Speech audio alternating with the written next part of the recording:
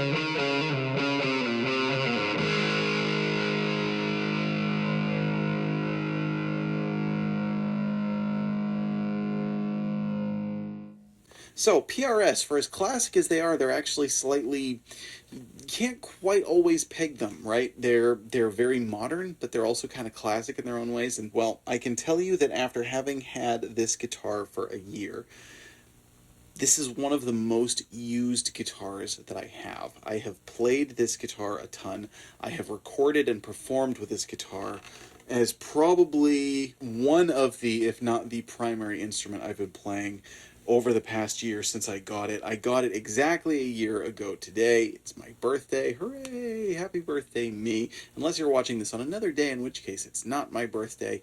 This is kind of a weird time capsule thing where, like, I'm saying it to you now, but you're watching it later. Just really hope the TVA doesn't prune me for any of this. Anyway, let's get back to the guitar. The PRS sound was kind of new to me. I had owned one PRS before, but didn't wind up keeping it. And this one, it is different. It has a different musical quality to it than a lot of other guitars. The best way I can describe it is it has a acoustic-esque clarity to it. The notes are just shaped differently than they would be on another guitar. One of the things that is really good about that is it has incredible clarity. That's one of the things that has led me to using this guitar an awful lot, is it has this just beautiful clearness to the notes. And I'm not talking about treble, I'm not talking about brightness, more in line with something like presence, but even not that. It's just different. The notes just kind of all have a nice, you just hear them very clearly. I don't know how else to describe it. That makes it ideal for a lot of applications, which is one of the reasons why I found myself recording with it a lot, because it will sit in just about anywhere and it will sound full and rich but be heard. It sits very well in mixes. It's a great recording guitar, and I use this a load to finish up my album, which came out back in April, and I didn't use it as my primary guitar over the entire album because a lot of the tracking had been done by the time I got this guitar. But after I got this guitar, this is the one that I used to fill in pretty much everything, including a couple of big sort of featured leads. So it is very, very dominantly on that album, and I'm going to put some links where you can listen to this specific songs and play some snippets from specific songs, including that part that you just heard in the intro, which was from a song called One More Martini, of which I did use this guitar to record all the leads and about half the rhythm. Now, the next thing that has led me to love this guitar and use it a lot is its functionality. It is amazing to me how nice it is to have a guitar that just stays in tune. I know that seems ridiculous, but just having a guitar that stays in tune, that I can use the tremolo and it stays in tune with the vibrato, having a guitar that stays in tune when you're performing live is just like, it's such a headache gone, and it just makes me want to reach for this one. When you have a guitar that struggles with tuning, you don't want to take it out. If you have to be tuning it every single song and things, and some guitars just tune better than others for whatever reason. This one stays in tune beautifully. And even something like having functional coil splitting. PRS is the only company that I really trust to do coil splitting where it doesn't seem gimmicky. It seems like it's part of the design of the guitar, that the whole guitar is oriented towards using these additional tones. So, before we get any further, let's listen to this guitar doing some coil splitting, because it just does it beautifully. You're going to play it on the neck pickup, start with it on single coil mode, and then push it into humbucker mode. Each works, each has its own character. It doesn't sound like it's really completely intended for one or the other. Each sound like a tone of the guitar. So let's take a listen.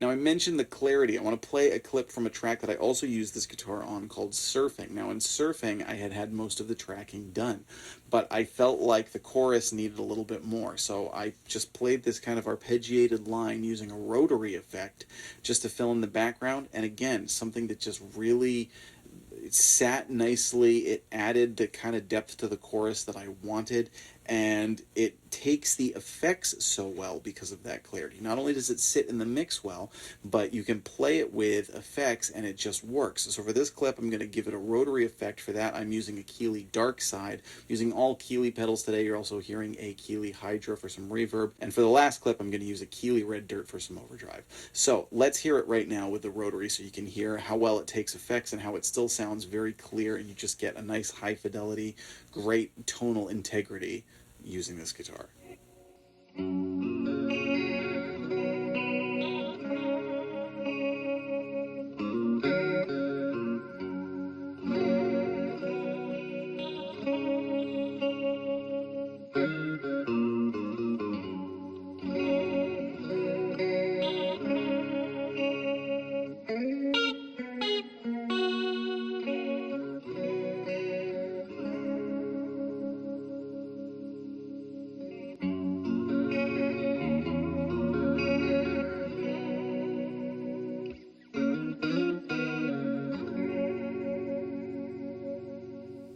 Now, continuing that point, one of the other things that I love about it is it just overdrives, distorts really well, really rich, fat, overdriven tones, but not getting mushy. And it still maintains that classic kind of vibe. It still maintains that classic tone. You can use this for modern music, which many people have. You can use this for blues, and it works beautifully. So let's take a listen using the Keeley Red Dirt for some blues tone, just so you can hear how it sounds with an overdrive to really fatten it up and get a classic overdrive, but still nice note definition.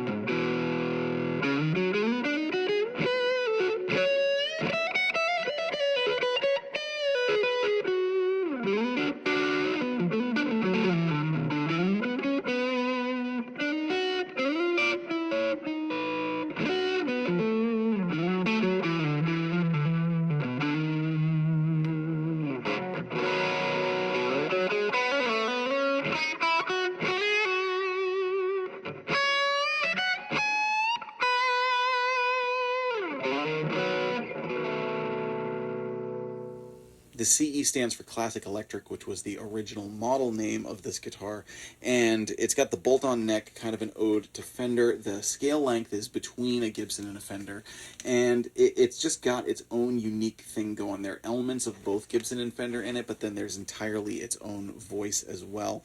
I love that this is a high quality PRS that you can get for a reasonable price. Some PRSs is, and I'm not saying they're overpriced, because what they are, the craftsmanship is just stunning, but they are out of reach of a lot of players because of the price. So take that for what it's worth. I'm not saying they're overpriced, but there are just a lot of players who can't drop 4 or 5 grand on an electric guitar.